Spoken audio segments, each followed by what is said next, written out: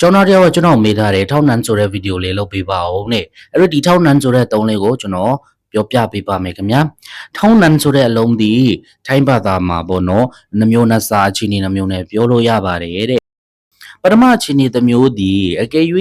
ပမာဏတစ်ခုအရေးအတွက်တစ်ခုရှိမယ်အဲ့ဒီပမာဏအရေးအတွက်ပေါ့နော်9ခုပဲဖြစ်ဖြစ်10ခုပဲဖြစ်ဖြစ်အဲ့ဒီထက်ပိုပြီးတော့ကြော်မလွန်သွားဘူးနော်အဲ့ဒီထက်ပိုမသွားဘူးအဲ့ဒီ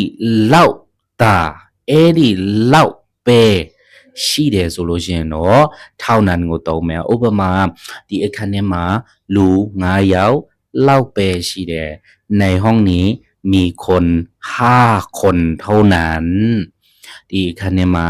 လူ9ယောက်လောက်ပဲရှိတယ်ဒါဟာထောက်နန်းနဲ့သုံးလိုက်တာ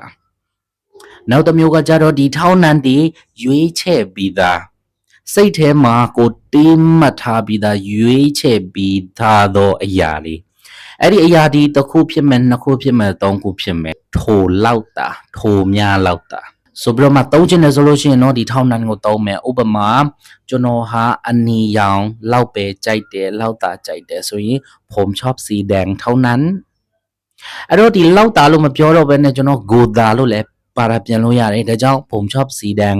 เท่านั้นကျွန်တော်အနီရောင်ကိုသာကြိုက်တယ်အနီရောင်များသာကြိုက်တယ်အဲ့တော့အနီရောင်တစ်မျိုးတည်းပြောလို့ရတာလားမဟုတ်ဘူးเนาะကျွန်တော်စိတ်ထဲမှာတေးမှတ်ထားနှစ်ခုသုံးခုရှိကောင်းရှိမယ်ผมชอบสีแดงสีเหลืองและสีเขียวเท่านั้น